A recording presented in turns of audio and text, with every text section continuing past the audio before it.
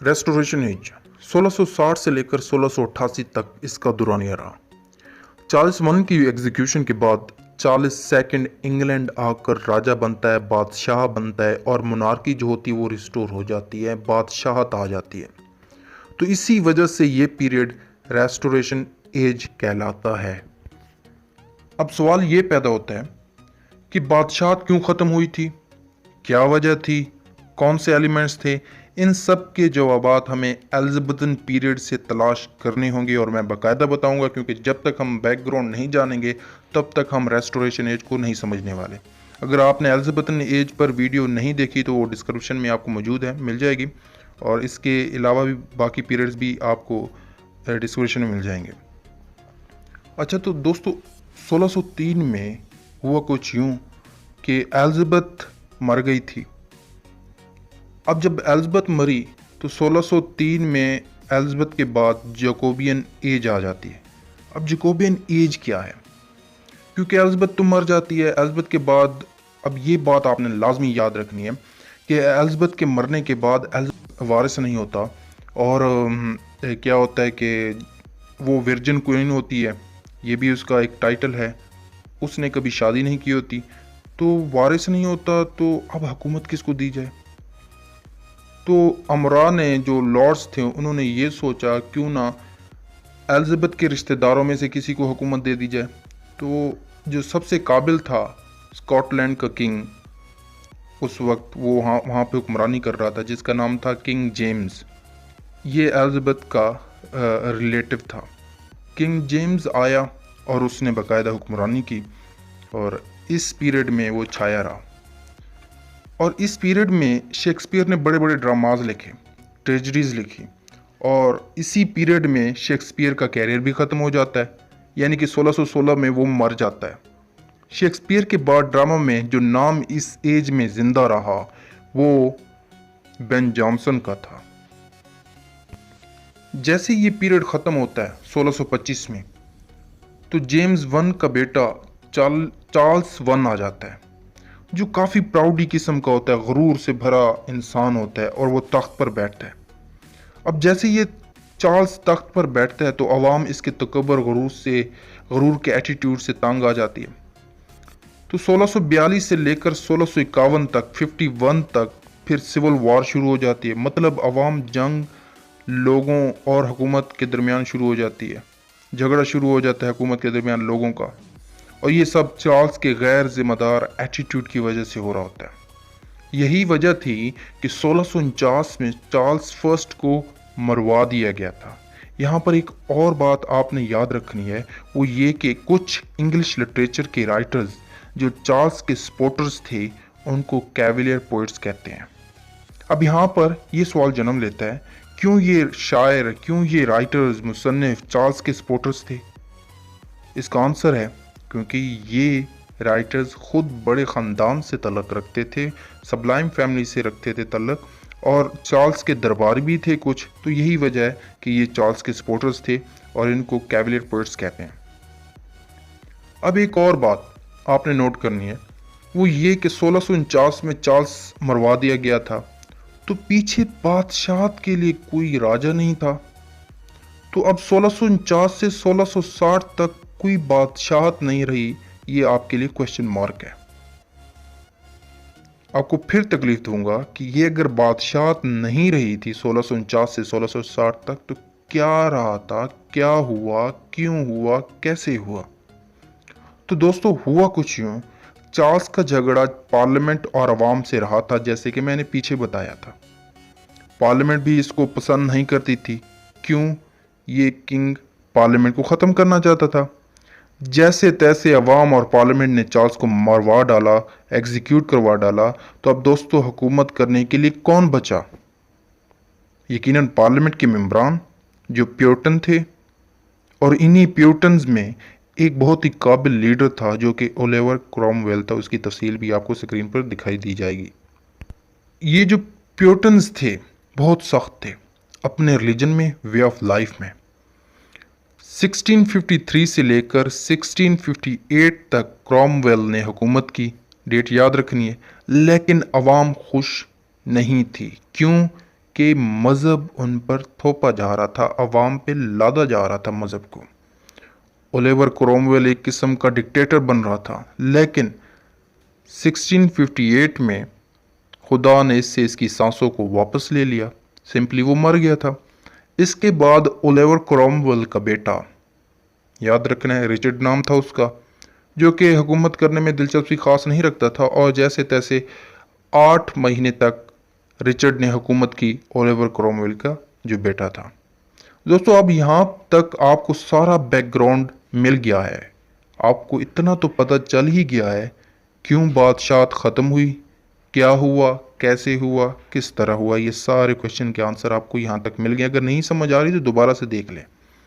अब हम अपने एक्चुअल टॉपिक की तरफ आएंगे, जिसका नाम रेस्टोरेशन एज था, जो 1660 से 1688 तक था।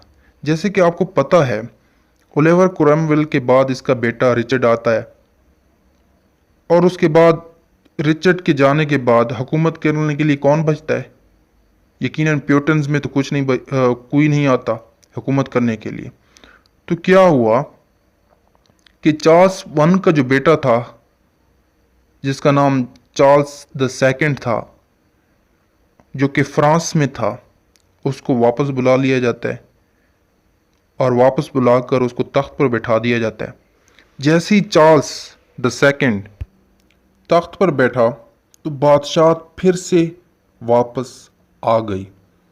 दोस्तों जैसे इसका बाप चार्ल्स वन था, प्राउडी किस्म का गैर जिम्मेदार इंसान बादशाह, लेकिन जैसे चार्ल्स सेकंड आया तो ये अपने बाप की तरह नहीं था, ये बहुत मुख्तलिफ और अलग था।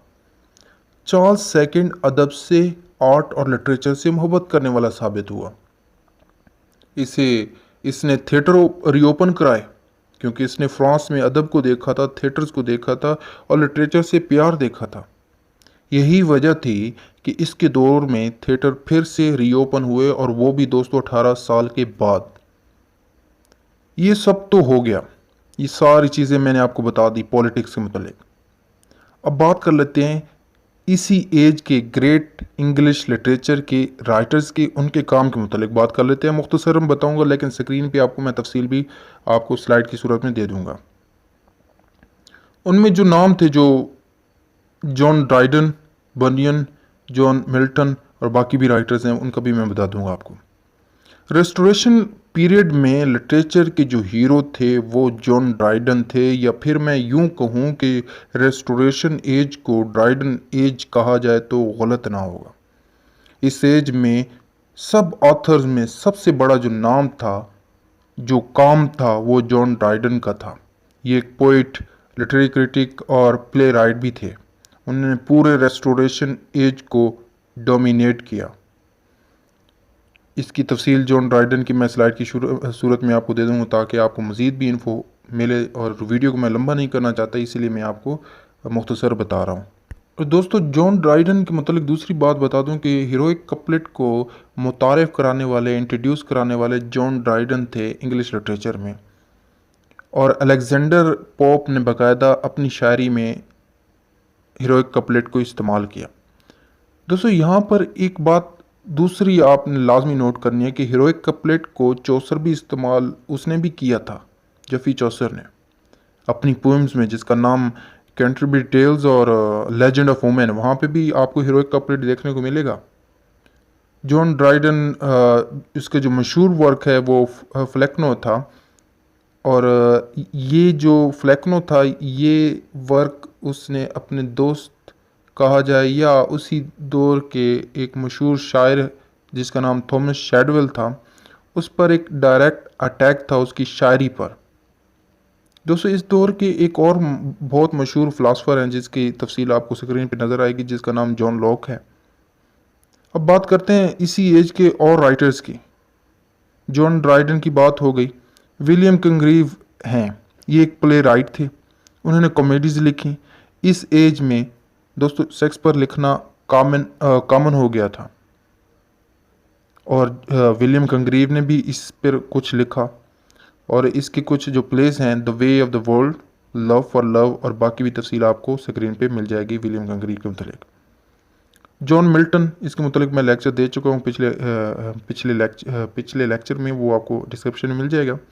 विलियम वाइचरले, ये फ्रांस में रह रहे थे, प्ले राइट थे। उन्होंने कॉमेडी ऑफ मैनर पे बहुत ज़्यादा लिखा। इनके प्लेज में the country wife, the plain dealer. उसके बाद जो एक राइटर है हमारे पास, एफ्रा बैन, ये पहली प्रोफेशनल वुमेन राइटर समझी जाती हैं और ये ब्रिटिश गवर्नमेंट के लिए कहा जाता है कि एक एजेंट का काम करती, स्पाई का रह चुकी थी। ये भी प्ले राइट थी और इनका मशहूर जो प्ले था वो द रोवर था और इन्होंने कॉमेडी पे कुछ काम किया, लिखा। अब एक और सवाल कर लेना चाहिए ख़ुद से कि इस एज में कौन से बड़े काम हुए। यकीनन जो काम हुए वो कॉमेडी ऑफ मैनर पे बहुत ज़्यादा काम किया गया, स्टार लिखी गई, हीरोइक का प्लेट, सोशल लाइफ पे डिस्कशन हुई थी, पॉलिटिक्स इसमें देखी गई, फैथ पे बात हुई, रेस्टोरेशन ऑफ मोनार्की, बादशाहत वापस आई थी, थिएटर्स रीओपन हुए थे और फ्रेंच लिटरेचर का इन्फ्लुएंस हुआ था। और ये दूसरा सवाल आपने और कर लेना है कि फ्रेंच लिटरेचर क्यों यहाँ पे इन्फ्लुएंस नज़र आया इस एज में, क्योंकि चार्ल्स द सेकंड फ्रांस में रह रहे थे। वहाँ पे उन्होंने फ्रांस की लाइफ को देखा, आर्ट को देखा, थिएटर्स को देखा और लिटरेचर से उनको मोहब्बत हो गई। जैसे वो चार्ल्स सेकंड कहाँ पे आए, इंग्लैंड में आए, उन्होंने बादशाहत को संभाला तो उन्होंने वही चीज़ें इंग्लैंड में नॉफिस कराई, इम्पोज कराई और अपने राइटर्स में उन्हीं चीज़ों को दिखाया और ये चीज़ें दोबारा से हमें फ्रेंच लिटरेचर की सूरत में नज़र आया। अब चार्ल्स सेकंड के बाद अब ये बात आपने माइंड में रखनी है कि चार्ल्स सेकंड की जो मौत थी वो उसका वक्त करीब आ गया था, क्योंकि चार्ल्स सेकंड की जो बॉडी थी, इंटरनल बॉडी के ऑर्गन्स, उनमें ब्लीडिंग शुरू होने लगी और इसी के साथ 1685 में चार्ल्स सेकंड मर जाता है। कोई वारिस नहीं होता तो चार्ल्स सेकंड का भाई जेम्स सेकंड तख्त पर बैठता है। अब ये जेम्स सेकंड खुद एक रोमन कैथोलिक था और काफ़ी स्ट्रिक्ट टाइप था, तो अवाम इससे भी तंग आ गई थी। क्यों? क्योंकि अवाम में से बहुत बड़ी तादाद प्रोटेस्टेंट की थी और अवाम ऐसे लीडर को एक्सेप्ट नहीं कर रही थी जो कि रोमन कैथोलिक से हो। तो 1688 में कहा जाता है कि इसने खुद तख्त को छोड़ डाला था। ये तो हो गई इंग्लिश लिटरेचर की जो एक पीरियड था रेस्टोरेशन की तफसील। मज़ीद भी आपको डिस्क्रिप्शन में मिल जाएंगे। वीडियो अच्छी लगती है तो लाइक करते हो जाएगा, दोस्तों के साथ शेयर कीजिएगा, अगर न्यू है तो सब्सक्राइब करते हो जाएगा। Thank you for watching this.